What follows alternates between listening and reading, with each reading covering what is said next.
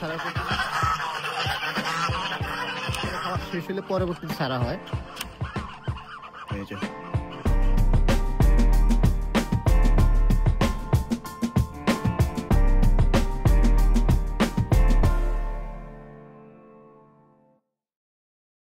আসসালামু আলাইকুম, কেমন আছেন সবাই? আমার হাঁসগুলো তো ডিম দেওয়া শুরু করছে, আগের ভিডিওতে বলছিলাম। তো আজকে দেখলাম এরা 3টা ডিম দিছে, আগে দিত একটা একটা করে, আজকে 3টা ডিম দিছে। আর হাঁসগুলো এখনো ছাড়া হয় নাই, এই খাবার জন্য প্যাক প্যাক করতেছে।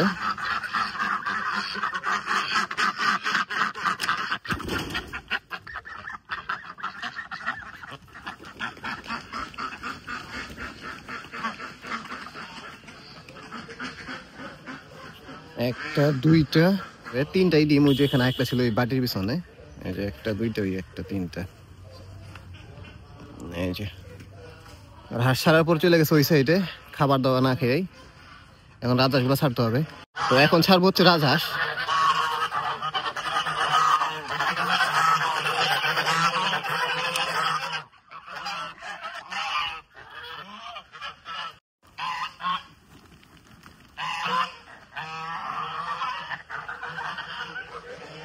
আর এখানে আছে চিনাসগুলা, এগুলোর ভিতরে খাবার দিই।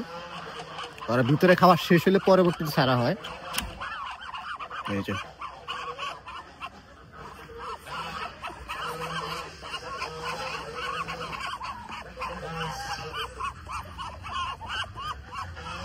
তো হাঁসগুলা সব একটু খাবার খেয়ে চলে গেছে, এই যে খাবার ডেকে রাখছে।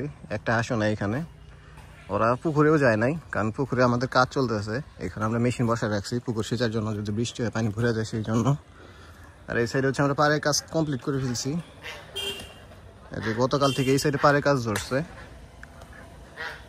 অলরেডি। হচ্ছে যে নিচেকার যে পিলার ওটা ঢালাই হয়ে গেছে, 6টা ঢালাই হয়েছে, আরো 4টা হচ্ছে আজকে করবে।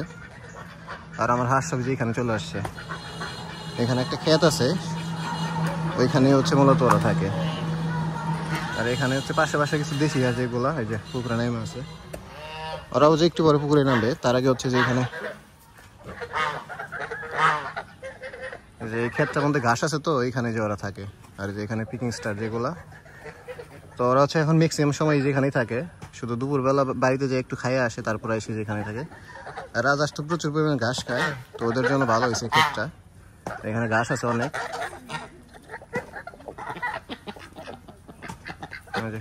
আসতেছে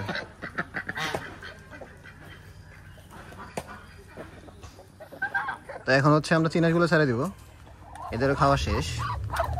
সকালবেলা কোনো হাঁসি খাবার খায় না ঠিক মতো, এরা খায় হচ্ছে দুপুরের দিকে। সকালবেলা ছাড়ার পরে একটু উড়াউড়ি দৌড়াদৌড়ি করবো এরকমই, তারপর হচ্ছে খাওয়া দাওয়া করবো।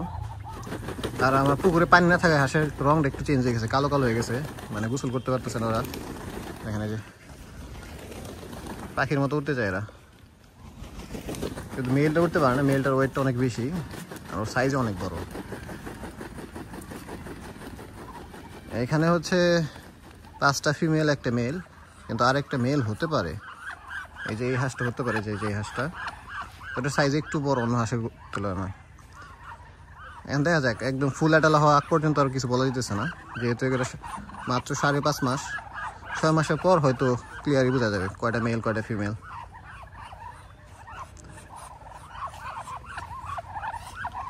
তো এরা হচ্ছে একদম পুকুরে যাইতো, কিন্তু এখন হচ্ছে যে এখানে একটা মেশিন থাকার কারণে ওই দিক দিয়ে ভয় পায়, যাইতে চায় না, কোনো হাসি যায় না, পিকিং স্টারও যায় না। আমাদের ওই সাইডে একটা গেট আছে, ওই গেটটা খোলা থাকে, ওই দিক দিয়ে চলাফেরা করে সবগুলো হাঁস এখন।